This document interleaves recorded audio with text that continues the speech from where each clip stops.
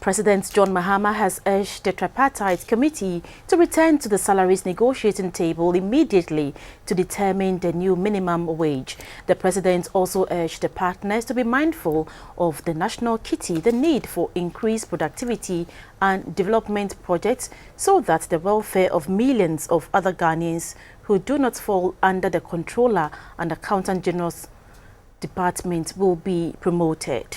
He was speaking at the May Day parade held at the Black Star Square in Accra, from where Napoleon Atukito reports.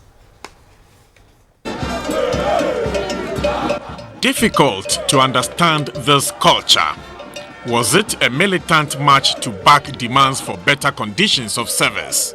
Or they were dancing to express their joy about the status quo?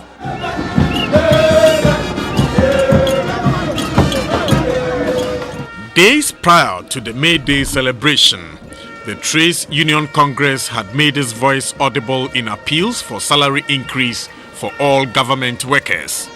According to the labor organization, such an adjustment is necessary if purchasing power is to match prices on the market.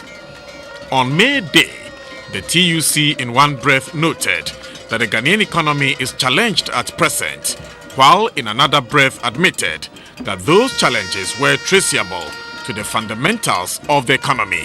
The TUC alludes to controlled exchange rate, falling export revenue, and soaring prices of utilities as some of the challenges facing the consumer. It cites lack of infrastructure and technology, corruption, and maladjusted IMF policies as drawbacks on national development. The TUC rejects a complete market economy in Ghana, saying it is the cause of weakened state institutions and corruption. The IMF-sponsored neoliberal economic policy framework will never work at this stage of our economic development. It is our view that development cannot be achieved through market fundamentalism being professed by the IMF. Organized labor believes that overcoming our development challenges requires a skillful interplay of both the visible hand of government and the invisible hand of the market. Your Excellency, in the last 30 years, we have unleashed market forces and only succeeded in weakening the institutions of the state. President John Mahama paid tribute to workers.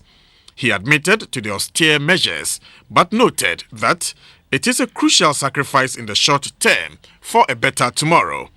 The president praised the proactive media, particularly those raising the alarm bells on corruption. When the Secretary General spoke, he talked of the need to tame the market or implement rules and regulations to address market failures. As Social Democrats, we believe that we cannot completely rule out the role of the market any more than we can rule out the role of the state. Both are complementary. The two must work together, and the best way to do so is to have laws and policies to ensure that the market works for people and not against them. The Ghana Federation of Labour encourages government on the path it has taken to save the textiles industry. Oh, you know, textile industry nearly collapsed. And as I've been saying, an industry that used to employ over 30,000 we now reduced to less than 3,000. And so it's a really serious matter.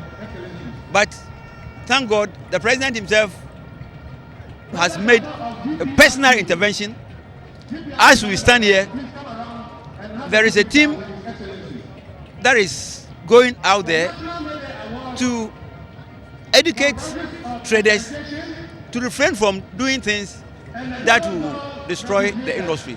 Meanwhile, the TUC has spoken against the creation of a free port on the western coast of Ghana to be managed by a private company. It says it violates the law, which gives the Ghana Ports and Harbours Authority the sole right to manage ports in the country.